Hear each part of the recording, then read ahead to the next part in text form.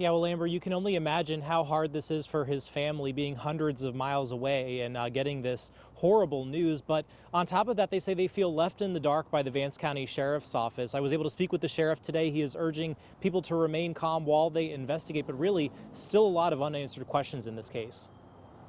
We have to acknowledge that, number one, we do live in the South, and there's a deep history of racism and racist acts. And so people are obviously concerned about that. Some in Henderson on edge, gathering in front of the sheriff's office seeking answers on the death of Javion Magee. Just 21 years old, he just got his CDL license for a Chicago area trucking company. He was in Henderson making a drop-off at the Walmart distribution center and was found dead Wednesday morning off Vanco Mill Road, not far from his truck, sitting with his back to a tree with a rope around his neck. The sheriff today told me he doesn't believe there was foul play, but he wouldn't call it a suicide. He did say, however, there was evidence Javion may have bought rope from a nearby Walmart. We're going down every avenue, every aspect, all the information, videos. We got in contact with the trucking company to get his GPS reading.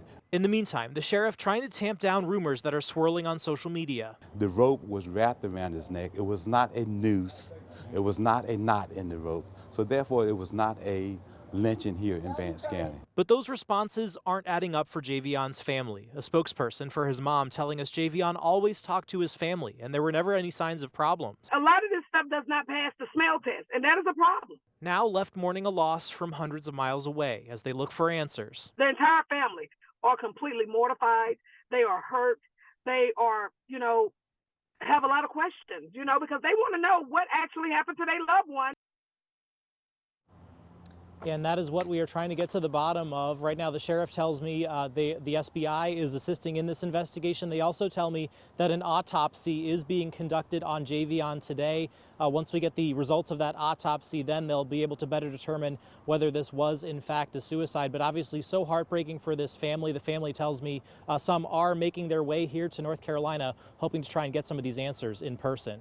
We're live in Henderson. Tom George, ABC 11 Eyewitness News. Yeah, and hopefully that autopsy will help shed some light on this, and the investigation is ongoing. This is a story we will continue to follow closely. Tom, thank you.